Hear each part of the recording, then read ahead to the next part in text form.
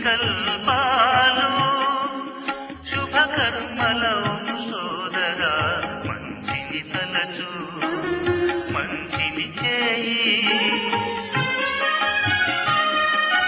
అందరి మంచిని కోరే వారికి అంతా మేలు మేలే కలుగు అందరి మంచిని కోరే వారికి అంతా మేలు మేలే కలుగు మంచిని తలచు మంచిని చేయి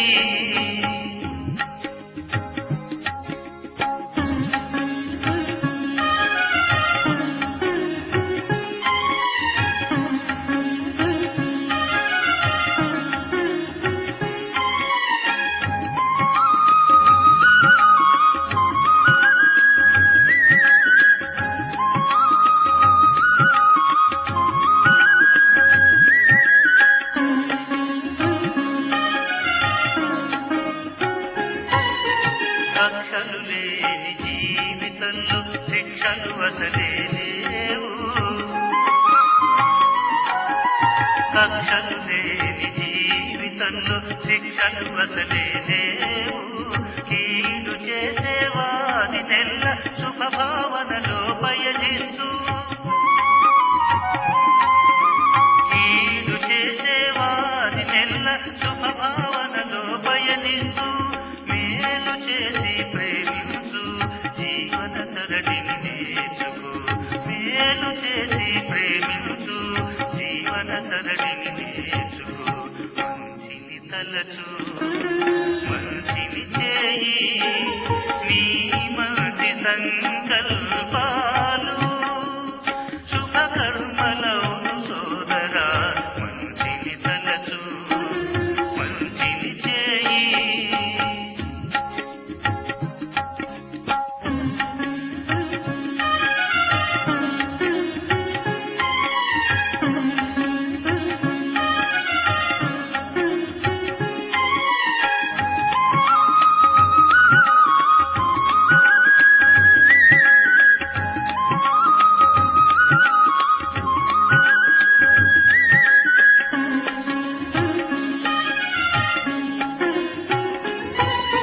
చెడు దృష్టిని విడనాడు చెడు మాటలు ఎన్నడు రానీకు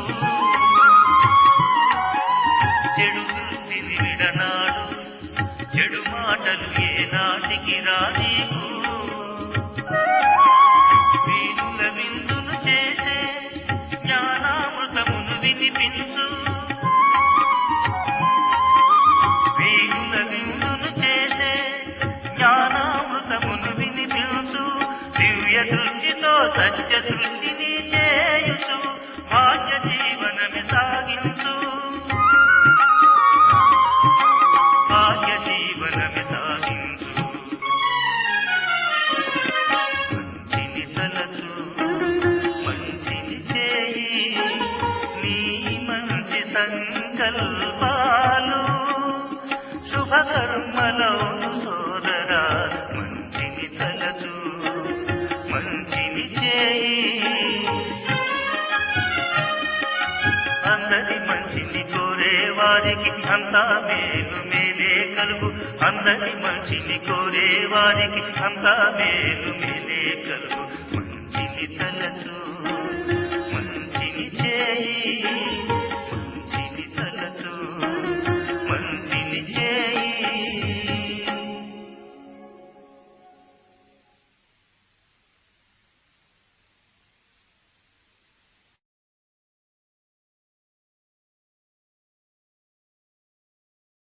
శాంతి మురళి డేట్ 6/7/2026.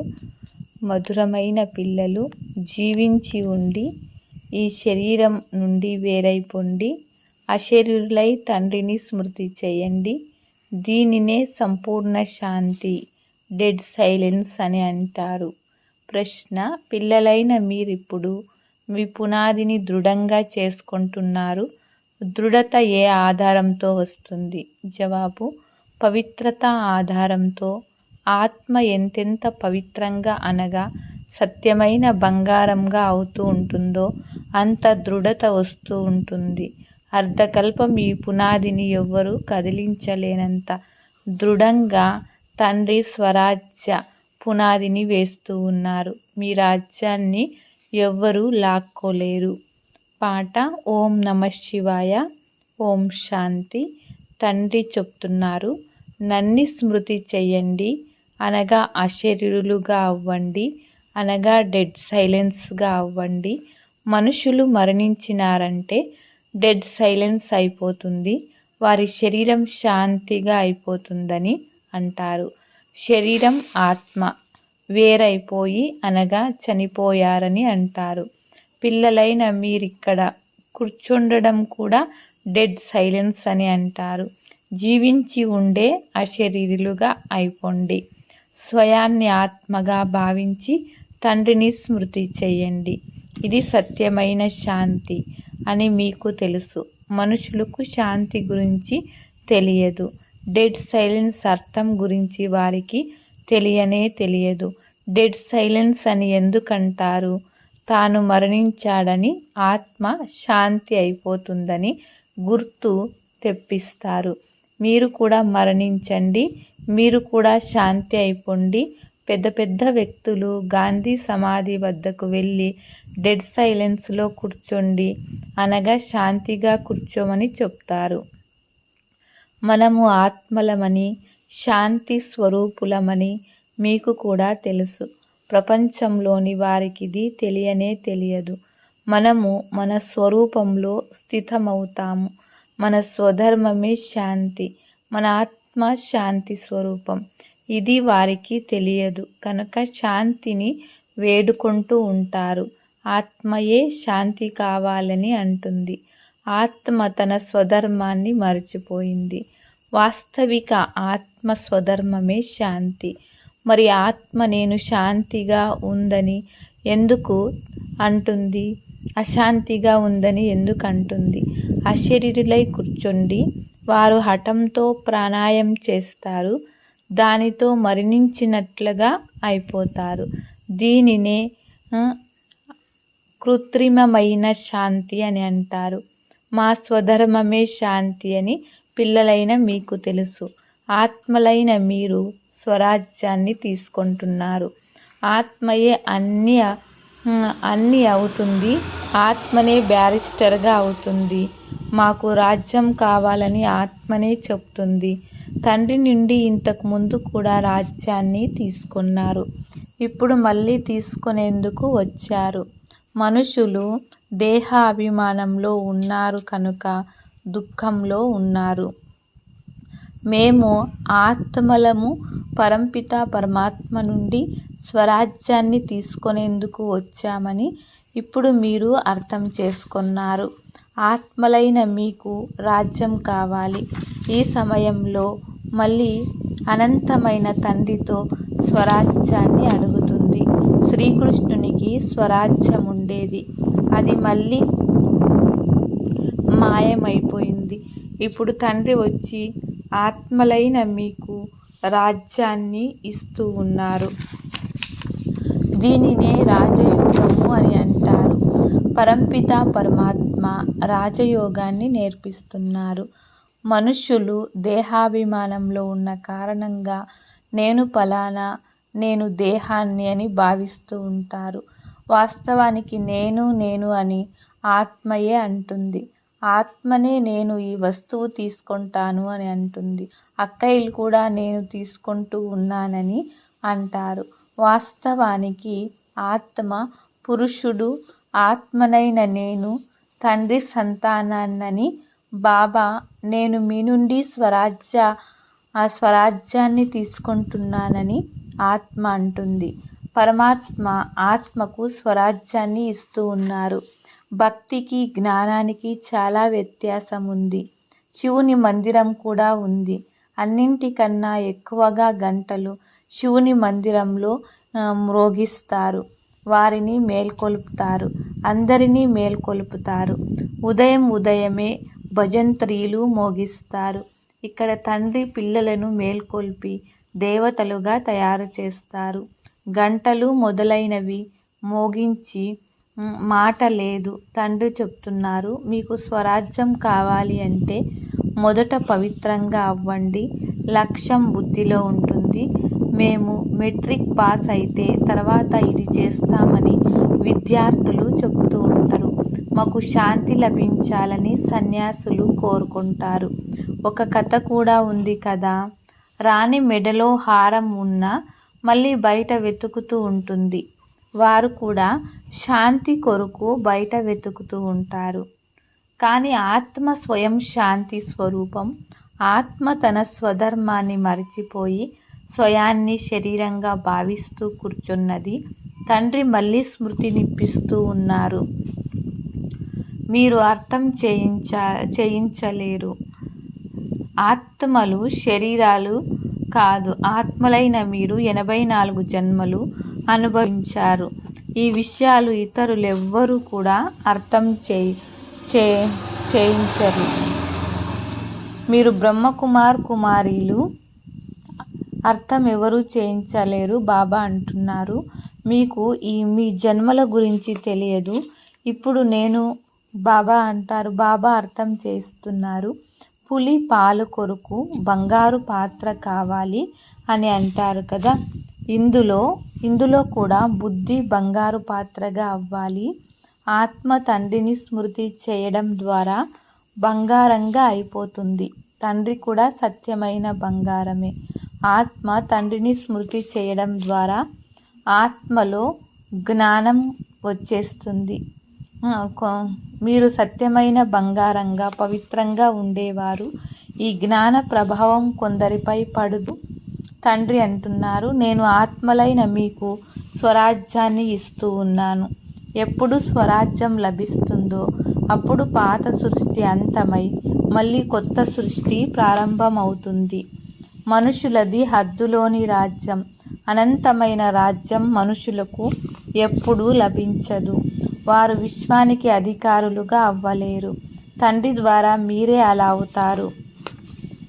భగవంతుడైన తండ్రికి మాత్రమే మీ అందరూ 84 జన్మల గురించి తెలుసు. దేవతలకు తమ జన్మల గురించి తెలియదు. ఒకవేళ తెలిస్తే దుఃఖితులుగా అవుతారు. ఎందుకంటే మెట్లు దిగవలసి వస్తుందని దుఃఖిస్తారు. రాజ్యం యొక్క సుఖమంతా అదృశ్యమైపోతుంది. మనము ఆత్మలమని ఇప్పుడు మీరు అర్థం చేసుకున్నారు. ఇందులో సంశయపడే మాట లేదు. ఒకరి నుండి ఒకరు వింటూ ఉంటే వృద్ధి చెందుతూ ఉంటుంది. ఈ దైవీ ధర్మ వృక్ష స్థాపన జరుగుతూ ఉంది. మా బ్రాహ్మణుల కులం వారు వచ్చి ఉన్నారని, మీరు భక్తి పూర్తి అయింది, తండ్రి నుండి ఆస్తి తీసుకొనేందుకు వచ్చారని మీరు అర్థం చేసుకున్నారు. జ్ఞానం పూర్తి అయిన తర్వాత మళ్ళీ భక్తి ప్రారంభమవుతుంది. ఇది ఎవ్వరికీ తెలియదు. ఇల్లు కూడా కొత్తదిగా ఉంటుంది, మళ్ళీ పాతదవుతుంది కాగా బాగా కట్టుకొని ఇంటికి ఆయుష్ తక్కువగా ఉంటుంది. ఈ రోజుల్లో ఇల్లును చాలా పక్కాగా నిర్మిస్తున్నారు. భూకంపాలు మొదలైనవి వచ్చినా కూడా ఇల్లు కూలకుండా, నష్టం జరగకుండా చాలా దృఢంగా నిర్మిస్తారు. పునాదిని పక్కాగా చేస్తున్నారు. ఇప్పుడు స్వరాజ్యానికి పునాది పడుతూ ఉంది. ఆత్మకు 21 జన్మల రాజ్యం లభిస్తుంది. ఇక్కడ రాజ్యం దేనికి పనికిరాదు. ఈ రోజు రాజ్యం ఉంటుంది, రేపటి రోజు ఎవరైనా ఆక్రమిస్తే సమాప్తమైపోతుంది.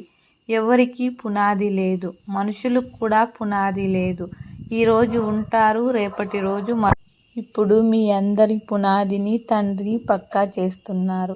21 జన్మలకు మీరు రాజ్య భాగ్యాన్ని పొందుతున్నారు. మీ అందరి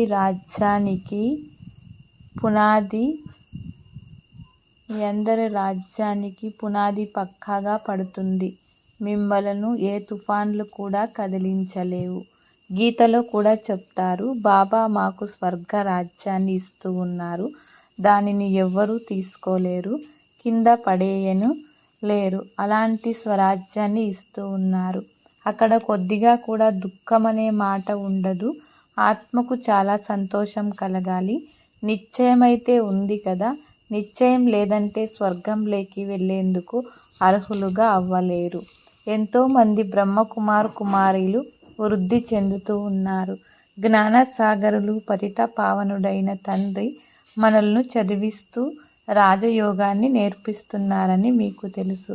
కృష్ణుడు నేర్పించారని మనుషులంటారు. శివబాబా మనుష్య శరీరంలో వచ్చి తెలిపిస్తూ ఉన్నారని ఎలా అర్థం చేయించాలి? భారతదేశం పవిత్రంగా ఉండేది, ఇప్పుడు అపవిత్రంగా పతితంగా అయిపోయింది. దేవతలు ముందుకు వెళ్ళి వారి మహిమ పాడతారు. మీరు సర్వగుణ సంపన్నులు, 16 కళా సంపూర్ణులు. శివుని ముందుకు వెళ్ళి ఎప్పుడూ ఈ విధంగా పాడరు. శివుని మహిమ భిన్నమైనది. వారు జ్ఞానసాగరులు, పతిత పావనులు, సర్వులకు సద్గతినిచ్చేవారు, సర్వులకు జోలిని నింపేవారు. భోలానాథుడు ఇలాంటి తండ్రిని అందరూ మర్చిపోయారు. మీరు వచ్చి దుఃఖాన్ని హరించి సుఖాన్ని ఇవ్వండని పరంపిత పరమాత్మను అందరూ పిలుస్తారు. దుఃఖహర్త సుఖకర్త వారు ఒక్కరే. వారి మతం శ్రేష్టమైన మతం. అది శ్రీ అయిన భగవంతుని మతం. దీని ద్వారా పిల్లలైన మీరు కూడా శ్రేష్టంగా అవుతారు. ఇది భ్రష్టాచార ప్రపంచమని ప్రభుత్వం కూడా చెబుతుంది. ఇప్పుడు శ్రేష్టంగా ఎవరు చేస్తారో ఎవరికీ తెలియదు. సాధువులు తయారు చేస్తారని భావిస్తారు, కానీ వారు అలా శ్రేష్టంగా చేయలేరు. ఇది కేవలం ఒక్క తండ్రి పని కదా. ఇంతకుముందు ఒక రాజు ఆజ్ఞ అనుసారము అందరూ నడిచేవారు. సతయుగంలో మీకు మంత్రులెవ్వరూ ఉండరు. సామ్రాజ్యంలో కూడా శక్తి ఉంటుంది, మంత్రి పేరు ఉండదు. మనం విశ్వానికి అధికారులుగా రాజ్యాన్ని నడిపిస్తూ ఉండేవారమని మీరు భావిస్తారు. ఇంతకుముందు ఎలా రాజ్యం చేశారో అలాగే చేస్తారు. తప్పకుండా సత్యుగంలో లక్ష్మీనారాయణుల రాజ్యం ఉండేది కదా. ప్రతి ఒక్కరికి వారి వారి రాజధాని లభించింది. కృష్ణునికి తన రాజధాని ఉండేది. వేరే రాజు కూడా ఉంటారు కదా. తక్కువలో తక్కువ 8 మంది ఉన్నారు కదా. 8 లేక 108 మంది ఉంటారు అన్నది పోను తెలుస్తుంది. అంత్యంలో ఏ జ్ఞానాన్ని ఇవ్వాలో అది ఇప్పుడే ఇస్తారని కాదు. ఎవరైతే జీవించి ఉంటారో వారికి తండ్రి జ్ఞానాన్ని ఇస్తూనే ఉంటారు. ఇవ్వవలసిందే కదా. డ్రామాలో ఫిక్స్ అయి ఉంది. ఇప్పుడు పరమాత్ముని పాత్ర నడుస్తూ ఉంది. ఇప్పుడు ఈ జ్ఞానాన్ని ఇచ్చే పాత్ర ఫిక్స్ అయ్యింది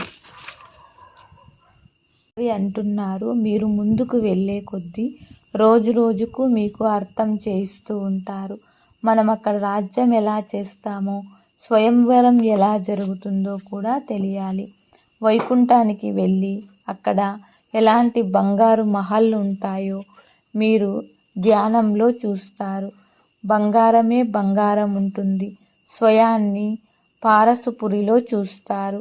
బంగారు ఇటుకలతో ఇల్లు తయారవుతూ ఉండడం చూస్తారు. కొన్ని ఇటుకలను తీసుకుంటామని అనుకుంటారు. ధ్యానం నుండి కిందికి దిగినప్పుడు స్వయాన్ని ఇక్కడ ఉన్నట్లుగా చూసుకుంటారు. మీరాబాయి కూడా ధ్యానంలో స్వయాన్ని కృష్ణుని జతలో చేస్తున్నట్లా చూసేది. మీరు సూక్ష్మవతనానికి వెళుతారు. అక్కడ ఎముకలు మాంసము ఏమీ ఉండవు. పరిస్థాలుగా అయిపోతారు. బ్రహ్మ సూక్ష్మ శరీరాన్ని కూడా చూడగలరు. ఈ బ్రహ్మనే పరిస్థాగా అయిపోతారు. మీరు పూల తోటలు మొదలైన వాటిని చూస్తారు. తండ్రియే సాక్షాత్కారం చేస్తారు. బాబా మాకు సూబీ రసాన్ని తాగించారని మీరంటారు. ఇప్పుడు సూక్ష్మవతనంలో అయితే తాగించరు. పూలు ఫలాలు వైకుంఠంలో చాలా ఫస్ట్ క్లాస్గా ఉంటాయి. సూక్ష్మవతనంలో తోటలు మొదలైనవి ఉండవు. తోటలోకి వెళ్ళాము, అక్కడ రాజకుమారుడు ఉన్నాడని మీరు చెప్తారు. అది వైకుంఠం కదా. వైకుంఠంలో వైభవాలు ఇక్కడ లభించవు. అక్కడ ఫస్ట్ క్లాస్ వైభవాలు ఉంటాయి.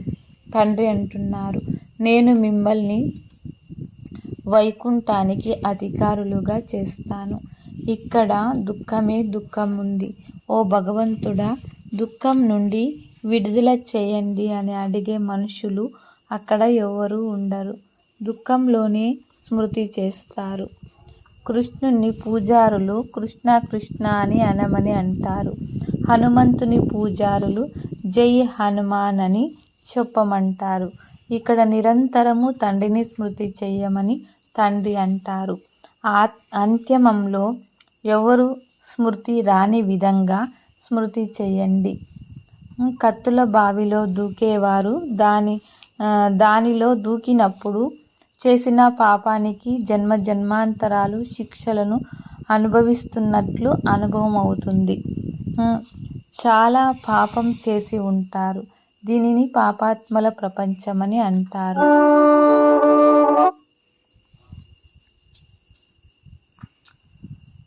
ఆత్మ పాపిగా ఉంది. ఓ పరంపిత పరమాత్మ పరంధామంలో నివసించే శివబాబా అని ఆత్మనే తండ్రిని పిలుస్తుంది. వారి అసలు పేరు ఒక్కటే, శివబాబా. వారు ఆత్మల తండ్రి. రుద్రుని జతలో శాలిగ్రామాల శబ్దం శోభించదు. శివుడు మరియు శాలిగ్రామాలనే శబ్దం శోభనీయకంగా ఉంటుంది. శివలింగాన్ని మట్టితో తయారు చేస్తారు. శాలిగ్రామాలని కూడా మట్టితోనే తయారు చేస్తారు. వారు పతిత పావనులు కదా. ఇక్కడ కూడా రచిస్తారు. భారతదేశం అన్నింటికంటే శ్రేష్టమైనది. అయితే దేవతా ధర్మాన్ని మర్చిపోయారు. మీది ఆది సనాతన దేవీ దేవతా ధర్మం. అదే కొనసాగాలి. హిందూ అనే ధర్మం ఏదీ లేదు. దేవతా ధర్మం వారే సతో రజో తమోలోకి వస్తారు. ఎప్పుడు తమోలోకి వస్తారో అప్పుడు స్వయాన్ని దేవతలమని చెప్పుకోరు. వాస్తవానికి హిందూ ధర్మం అనేది ఏదీ లేదు. మీరు దేవతలుగా అవుతున్నారని అర్థం చేయించబడుతుంది. వచ్చి అర్థం చేసుకోండి అని చెప్తే సమయం ఎక్కడ ఉందని వారంటారు.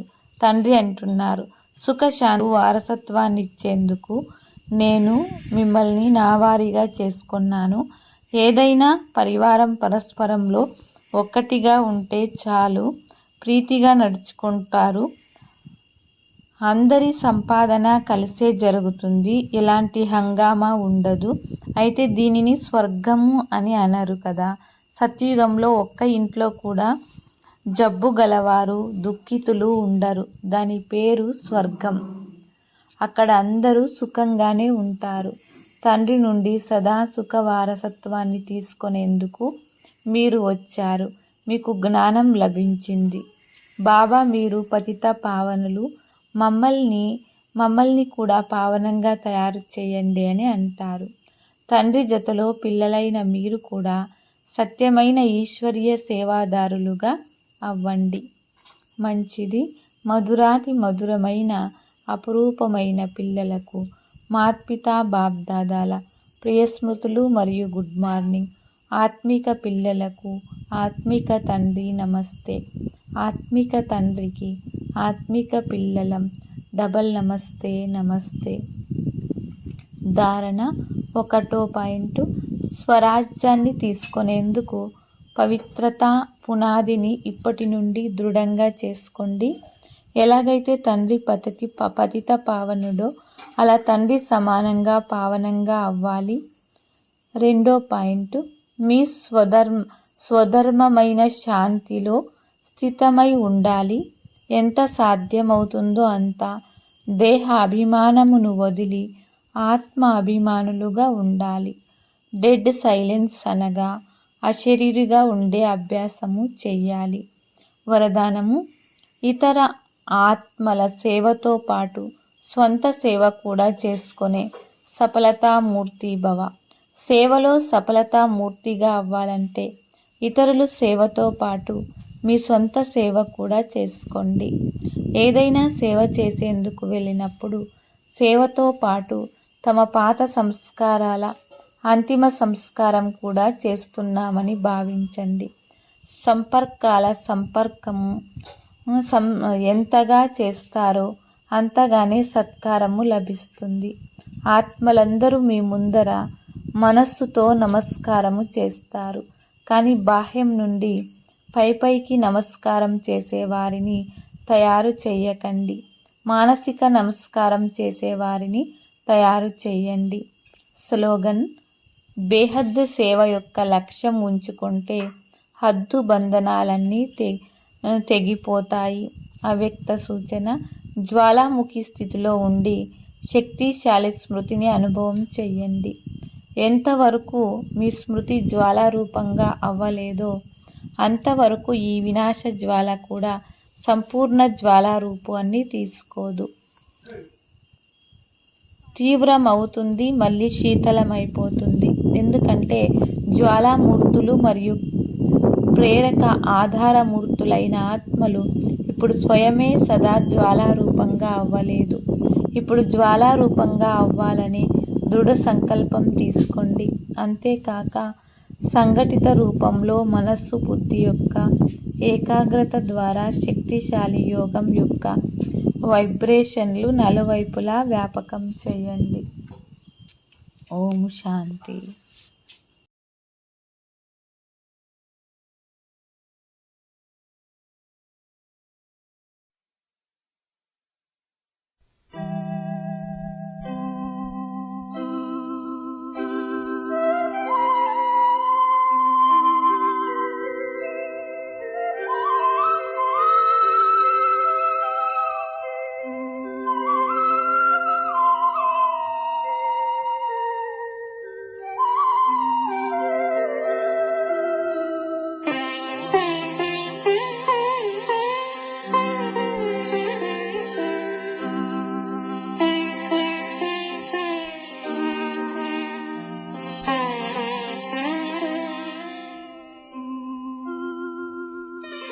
సమత పెంచి నీ ప్రేమే కావాలి నాకు, మమత నీ